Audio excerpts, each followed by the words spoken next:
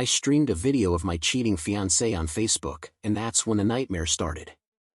I can hardly believe this is my reality. I'm unsure where to even start. My fiancé and I have been together for 5 years. I'm in my early 40s, and she's in her early 30s. We're set to marry this summer.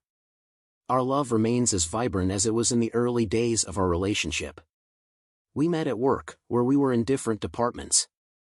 What began as a strong and respectful friendship eventually grew into something deeper. Throughout our relationship, we've been truly happy. Our sex life is fulfilling, our finances are stable, and we share trust, respect, open communication, and common interests.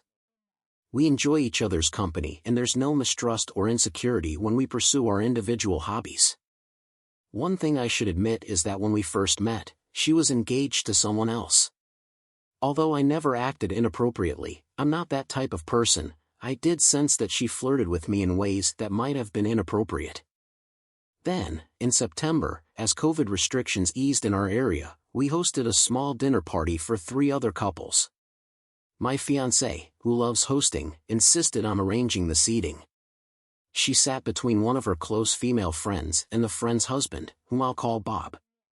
During the evening, as I moved between the kitchen and dining area while everyone was chatting and enjoying drinks, I noticed something odd. When I glanced at my fiancé and Bob, it looked as if they were holding hands under the table.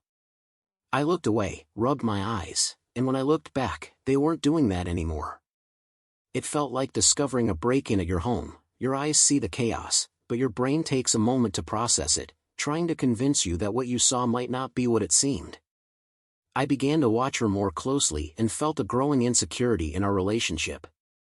By November, I started to notice a new behavior. On some nights, when we were both tired and unwinding in front of the TV with our laptops or phones, she began positioning herself just out of my view so I couldn't see her screen. It was a subtle shift, but not something I could have imagined, especially since we used to be able to see each other's screens while sitting together. After reading many threads here, I realize I'm fortunate in some ways because we're not married, have no kids, and I lack concrete evidence of anything going on. However, my intuition is on high alert, though not at a critical level yet. I'm starting to feel ashamed of how much this emerging obsession is affecting my life. Here's where I need input. Should I consider taking steps to essentially spy on her? This could involve hiring a private investigator, using a voice-activated recorder in her car, which I see as a major violation of boundaries, or attempting to access her various devices. I'll conclude this as I began it. I can't believe I'm in this situation. Before I clarify further, it's essential to mention that I registered here about a month ago. I wrote my initial post some time before that, as it felt good to get my thoughts out at the time. However, a significant change has occurred between then and now, particularly in our sex life. The frequency of our closeness has subtly decreased, which isn't inherently problematic, as relationships have their ups and downs. What stood out was an incident about a week ago that prompted me to return here and gather the courage to post. After we had just been intimate, I suddenly realized that my fiancé had approached our sex life differently than usual, not just on that occasion but perhaps the previous 2 or 3 times as well. Without much forethought, I commented, "Hey, there's something different about the way you've been close with me." What struck me as odd was, A, she appeared startled, B, she denied it initially. But then C, the next day. She said, "I think you're imagining it, and besides, it's okay to change things up in that department once in a while, don't you think?" What's frustrating is that if I hadn't noticed the possible hand-holding incident, I probably wouldn't have been bothered or suspicious by subsequent clues. I'd prefer to gather evidence rather than confront the issue. Confrontation without solid proof isn't my style. It's not entirely that I don't trust her, but my gut is telling me to be very concerned. My intuition is rarely wrong. As for editing, where should I position the voice-activated recorder? Your point about the short-term cost of hiring a private investigator versus the potential expenses of a messy divorce makes sense. Additionally, I earn twice as much as she does, unfortunately. I wouldn't have any luck contacting her previous fiancé because he unfairly placed more blame on me than on her for their breakup. That's entirely inaccurate, but he wouldn't be a trustworthy or reliable source. Thankfully, we're renters for now, but we plan to purchase our own property by Christmas of this year. Real estate in our city is outrageously expensive, so we've been taking it slow. While we currently live together, it's a situation that could be easily terminated, and we no longer work at the same place. Yes, sadly, she's had her phone glued to her for months now. I honestly can't recall the last time I saw it lying around. This detail troubles me deeply, as does my blindness to what it might signify. Editing Part 2.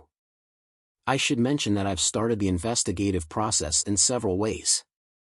Additionally, I have a business trip out of town scheduled for the weekend after Easter, providing a natural opportunity to observe her actions in my absence.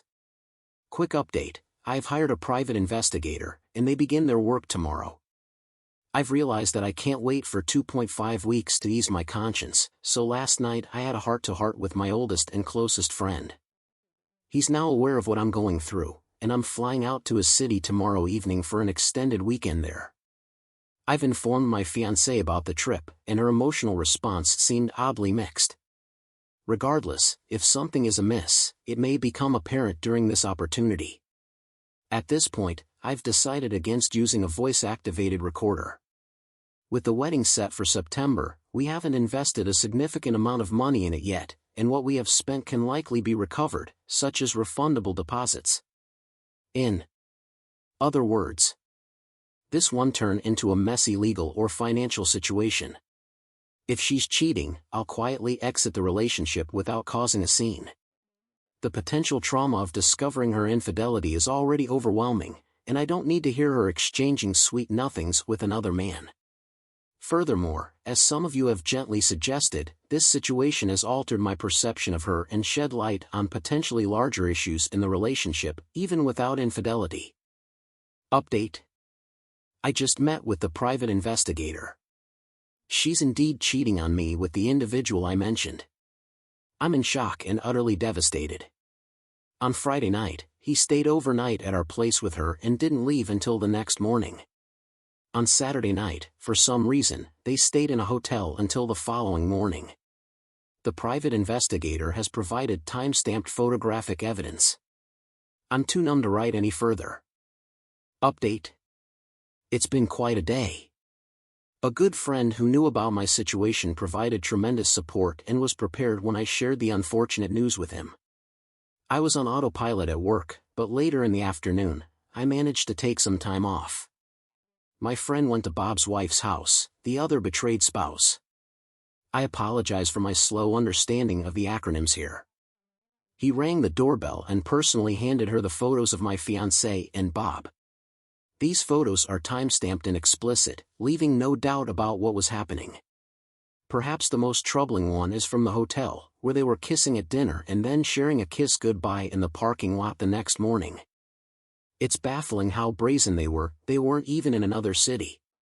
However, the worst one is the first photo from Friday night when Bob arrived at my place.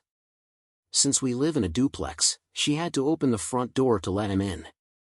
The photo captures the pure, joyous excitement in her eyes, a moment I'll never forget for as long as I live.